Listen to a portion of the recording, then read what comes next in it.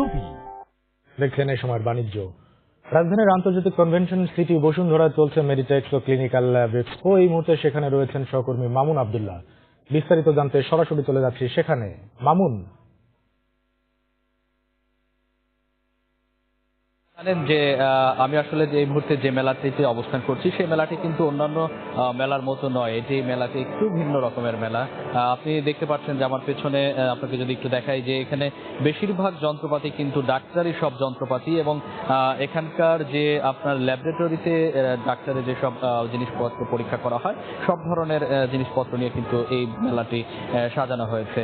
বলা চলে ওষুধ শিল্পের যা যা প্রয়োজন হয় সবকিছু কিন্তু এই মেলাতে অবস্থান করছে। রাজধানীর বসুন্ধরা কনভেনশন সিটিতে এই মেলাটি হচ্ছে। সকাল 10টা নাগাদ আমরা এখানে এসেছি এবং সেখানে আমরা দেখতে পেরেছি যে এই শিল্প সংশ্লিষ্ট যারা আছেন তারা কিন্তু সকাল থেকে এখানে ভিড় করছেন এবং বিভিন্ন ধরনের আসলে ল্যাবরেটরি থেকে শুরু করে এবং ওষুধ শিল্প প্রযুক্তি উন্নয়নে যা যা প্রয়োজন হয় যন্ত্রপাতি সব যন্ত্রপাতি কিন্তু এখানে আছে। শুধু বাংলাদেশ নয়, বাংলাদেশের বাইরেও কিন্তু বিভিন্ন আপনার স্টল এখানে আপনার অংশ নিয়েছেন। আপনাকে আরেকটি বিষয় বলে রাখি, বাংলাদেশ কিন্তু যদি বলি যে সম্ভাবনাময় কয়েকটা শিল্প, তার মধ্যে কিন্তু এই ওষুধ শিল্প এবং এই ল্যাবরেটরি শিল্প কিন্তু সবচেয়ে বড় একটি শিল্প। যদি হাতে গোনা 5টির মধ্যে ধরি তাহলে পোশাক শিল্পের পরপরই কিন্তু আপনি যেহেতু জানেন যে চামড়া শিল্পে বড় একটি কিছুটা অনিশ্চয়তার পর থেকে কিন্তু ওষুধ শিল্প কিন্তু বিশ্বব্যাপী কিন্তু বাংলাদেশ একটি সুনাম অর্জন করা শুরু করেছে এবং সেই সাথে আপনাকে বলে রাখি যে স্বাধীনতার পর থেকে বাংলাদেশ যেখানে 20% ওষুধ কিন্তু দেশেও বাজারে অভ্যন্তরীণ বাজার যেখানে আপনার মার্কেটিং করতো এবং 80% ওষুধ কিন্তু বিদেশি প্রতিষ্ঠানগুলো একচেটিয়াভাবে তারা কিন্তু বাংলাদেশ আপনার বাজার হিসেবে তারা ধরতো। কিন্তু এখনকার চিত্র কিন্তু সম্পূর্ণ ভিন্ন। 2001 সালের পর থেকে এবং 2010 সালের পর থেকে আস্তে আস্তে কিন্তু এই শিল্পটা কিন্তু শুরু হয়েছে, উত্থান শুরু হয়েছে। সেই উত্থানের দিকে কিন্তু এখনো আছে। আপনাকে যদি বলি যে এই মুহূর্তে কিন্তু বাংলাদেশ প্রায় 127টি দেশে বাংলাদেশের ওষুধ রপ্তানি করে থাকে এবং বাংলাদেশের অভ্যন্তরীণ যে বাজার সেটি কিন্তু 97% কিন্তু বাংলাদেশ নিজেই কিন্তু সেটা আপনার কভার করে থাকে এবং মাত্র 3 থেকে 4% ওষুধ যেটি খুবই আপনার যেটি মরণঘাতী ওষুধ সেগুলো কিন্তু রপ্তানি করে থাকে।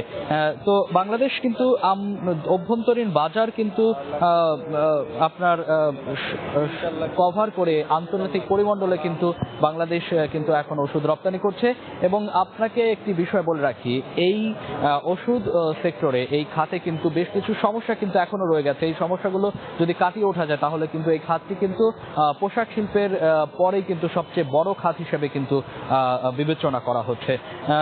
সবচেয়ে বড় একটি সমস্যা সেটি হচ্ছে আপনাকে বলে রাখি যে এখানে কিন্তু প্রায় 269টি শিল্প কারখানা আছে যারা কিন্তু ওষুধ আপনার উৎপাদন করে থাকে। সেক্ষেত্রে কিন্তু আপনার বিশেষজ্ঞদের সাথে আমরা এর আগে কথা বলেছি, তারা যেটি বলেছেন যে অপ্রয়োজনীয় অনেক ওষুধ কিন্তু এখানে আপনার উৎপাদন করা হয়ে থাকে, সেটি যদি খেয়াল রাখা হয়। এবং আরও একটি বিষয় হচ্ছে এই ওষুধ তৈরিতে কিন্তু আপনার কাঁচামাল সবচেয়ে বড় একটি সমস্যা। সেই কাঁচামাল কিন্তু বাংলাদেশ এখনো বিদেশ থেকে আমদানি করে থাকে এবং বড় একটি শুল্ক কিন্তু সেখানে চলে যায় এবং বাংলাদেশের বৈদেশিক বাণিজ্য কিন্তু সেখানে বড় একটি ঘাটতি দেখা যায়। তো বাংলাদেশ যদি আপনার কাঁচামাল যদি সেখানে উৎপাদন করা শুরু করে, এবং আপনাকে একটি ইনফরমেশন দিয়ে রাখি সেটি হচ্ছে বাংলাদেশ কিন্তু কাঁচামাল উৎপাদনে ইতিমধ্যে এপিআই পার্ক যেটি আপনার মুন্সিগঞ্জের গজারিয়ায় সেটি হওয়ার কথা রয়েছে।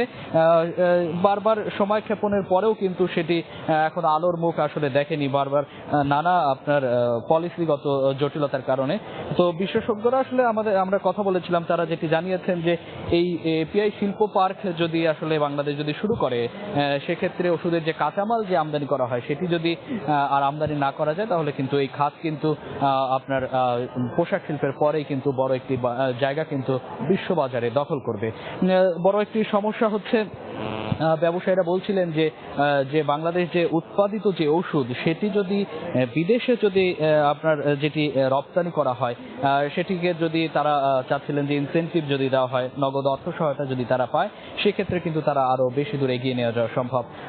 এবং আপনি দেখতে পাচ্ছেন যে এখানে বিভিন্ন ধরনের আপনার শারীরিক এবং আপনার বিভিন্ন ধরনের অপারেশন থিয়েটারে যেসব জিনিস ইউজ করা হয়, ব্যবহার করা হয়, সেগুলো কিন্তু এখানে শোভা পাচ্ছে। দেশি বিদেশি সব ধরনের স্টলই কিন্তু আমরা এখানে দেখতে পাচ্ছি। সেক্ষেত্রে এই সংশ্লিষ্ট যারা আছেন তারা কিন্তু এখানে আসছেন এবং তাদের পছন্দের যে পণ্যটি সেটা দেখছেন এবং তাদের ল্যাবের জন্য যেটি প্রয়োজন হয় সেটি কিন্তু তারা ঘুরে ঘুরে দেখছেন এবং সেটি ক্রয় করছেন।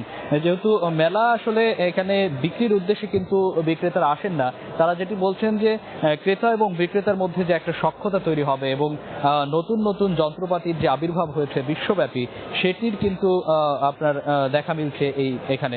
আমি যদি এখানে যদি একজন দর্শনার্থীর সাথে একটু কথা বলি, যে আমি এখানকার একজন বিক্রেতার সাথে যদি একটু কথা বলি তাহলে শুনতে চাচ্ছি যে আপনারা আসলে কি ধরনের পণ্য এখানে নিয়ে এসেছেন এবং এই মেলাতে আসার উদ্দেশ্যটা কি যদি মূলত আমরা রেডিওলজি আর ইমেজিং সেট নিয়ে কাজ করি, আল্ট্রাসাউন্ড, ইসিজি এই ধরনের প্রোডাক্ট নিয়ে কাজ করি। আমাদের যে ব্র্যান্ডটা নিয়ে মূলত কাজ করি সেটা হচ্ছে মিনরে, এটা হচ্ছে আপনার অরিজিন হচ্ছে চায়না, আপনার টেকনোলজি জার্মানি।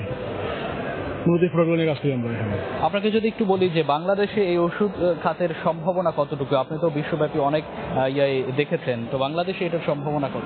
মূলত হচ্ছে এটা হচ্ছে আমরা মেডিকেল ইকুইপমেন্ট বলি আর কি। মূলত আমরা যে উদ্দেশ্য নিয়ে আসছে হচ্ছে মেডিকেল সেক্টর যে মেশিনারিজ গুলা ডে বাই ডে কিন্তু আপনার টেকনোলজি আপডেট হচ্ছে। আমরা যখন ব্ল্যাক অ্যান্ড হোয়াইট মেশিনগুলো চালাতাম সেখান থেকে আপডেট হয়ে কিন্তু এখন আপনার কালার মেশিন আছে, কালার থেকে কালার ডপলার আসছে। এই যে ডিফারেন্সটা, এই ডিফারেন্সটা কিসের মানুষের কাছে তুলে দেওয়া আমাদের দায়িত্ব। সেই জন্য আপনার যত লেটেস্ট টেকনোলজি মেশিনারিজ আছে সেটা আমরা এখানে নিয়ে আসার চেষ্টা করছি। অসংখ্য ধন্যবাদ। Thank you. সবুজ, আপনি শুনতে পাচ্ছিলেন যে বাংলাদেশ আসলে বিশ্বব্যাপী যে নতুন নতুন প্রযুক্তি এই ওষুধ খাতে তৈরি হয়েছে সেটির সাথে পরিচিত হতে পারছে এই মেলাতে এসে।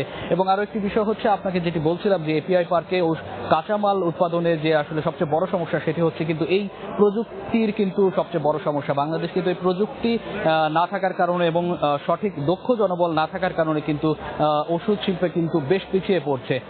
তো বিশেষজ্ঞরা এবং এই সংশ্লিষ্ট যারা আছেন তারা বলছেন যে এই খাতে যদি দক্ষ জনবল যদি থাকে তাহলে এবং এই খাতটাকে যদি সরকার আরো বেশি করে নজর দেয়, আপনি জানেন ইতোমধ্যে ওষুধ বর্ষ হিসেবে ঘোষণা করা হয়েছে এই শিল্পটাকে, তো সব মিলিয়ে যদি এটাকে যদি আরো ভালো করে নজর দেওয়া যায় তাহলে এই খাতটা কিন্তু বিশ্ববাজারে আরো বেশি সুনাম অর্জন করবে। তো সবুজ, মেডিফেস্ট থেকে এই ছিল আমার কাছে সর্বশেষ।